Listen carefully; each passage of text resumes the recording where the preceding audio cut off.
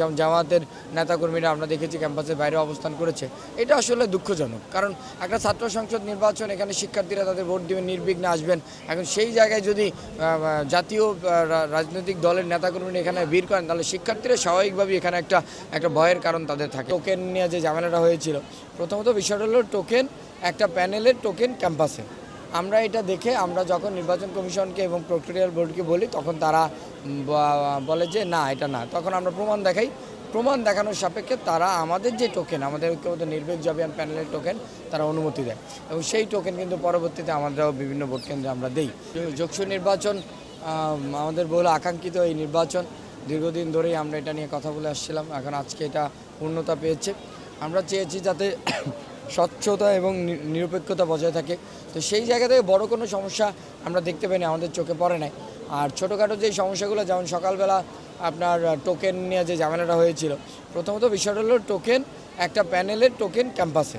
আমরা এটা দেখে আমরা যখন নির্বাচন কমিশনকে এবং প্রক্টোরিয়াল বোর্ডকে বলি, তখন তারা বলে যে না, এটা না। তখন আমরা প্রমাণ দেখাই, প্রমাণ দেখানোর সাপেক্ষে তারা আমাদের যে টোকেন, আমাদের ঐক্যবদ্ধ নির্বাচন জবিয়ান প্যানেলের টোকেন, তারা অনুমতি দেয় এবং সেই টোকেন কিন্তু পরবর্তীতে আমরাও বিভিন্ন ভোট কেন্দ্রে আমরা দেই। কিন্তু দেখা যাচ্ছে যে এই টোকেন নিয়েই একটা মহল উদ্দেশ্য প্রণোদিতভাবে আমাদের এজেন্টের হয়রানি করেছে।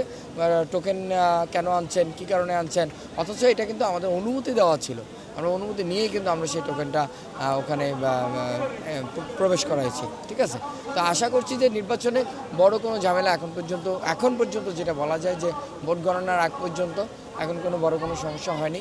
বাকিটা আল্লাহ ভরসা, আল্লাহ যেটা ভালো মনে করি। আমরা আশাবাদী, আমরা ঐক্যবদ্ধ নির্ভীক জবিয়ান প্যানেল, আমরা ভালো আশাবাদী, কারণ আমাদের এখানে যারা আছেন সবাই যোগ্য, সবাই বিগত দিনের জগন্নাথ বিশ্ববিদ্যালয়ের নিবেদিত প্রাণ, জগন্নাথের জন্য খেটে যাওয়া লড়াকু সৈনিক। তো সেই জায়গাতে শিক্ষার্থীরা ইনশাল্লাহ আমাদেরকে যেভাবে বিগত দিনে পাশে ছিল, আগামী দিনে পাশে রাখবে বলে মনে করছি। দেখেন, এই নির্বাচনটা জগন্নাথ বিশ্ববিদ্যালয়ের, এই নির্বাচনটা কোনো ব্যক্তির ক্যারিয়ার না, এই নির্বাচনটা জগন্নাথ বিশ্ববিদ্যালয়ের ক্যারিয়ার। সেই জায়গা থেকে যেই নির্বাচিত হয়, জগন্নাথ বিশ্ববিদ্যালয় জিতে যাবে। আর জগন্নাথ বিশ্ববিদ্যালয় জিতে যাওয়া মানে এখানে যত রাজনৈতিক সংগঠন আছে, পলিটিক্যাল সংগঠন আছে, সবাই কিন্তু এটাকে এনজয় করে আমরা ইনশাল্লাহ জগন্নাথকে এগিয়ে নিয়ে যাব।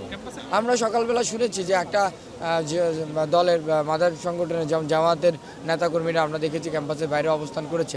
এটা আসলে দুঃখজনক, কারণ একটা ছাত্র সংসদ নির্বাচন, এখানে শিক্ষার্থীরা তাদের ভোট দেবেন, নির্বিঘ্নে আসবেন।